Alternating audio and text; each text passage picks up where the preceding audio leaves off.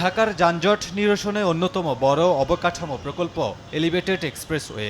ইতিমধ্যে চালু হওয়া এই এক্সপ্রেসওয়েতে যুক্ত হচ্ছে আরও 4টি নতুন র্যাম্প।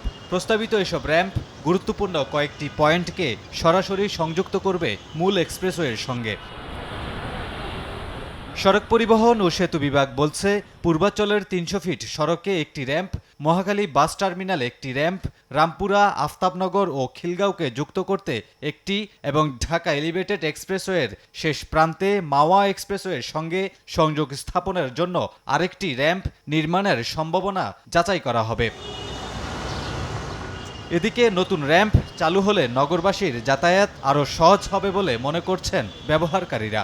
সব পরীক্ষা নিরীক্ষা শেষে সম্ভাব্যতা যাচাইয়ে উতরে গেলে তবেই চান বাস্তবায়ন। ধারণ ক্ষমতা কতটুকু আছে, আমি যদি 4টা র্যাম্প বাড়াই ধারণ ক্ষমতা নিবে কিনা, সেক্ষেত্রে আপনার যে যারা এই প্রকল্প করবে, প্রকল্প যারা বাস্তবায়ন করবে, তাদের অবশ্যই উচিত হবে যে অধিকতর যাচাই বাছাই করে এগুলো সম্পন্ন করা।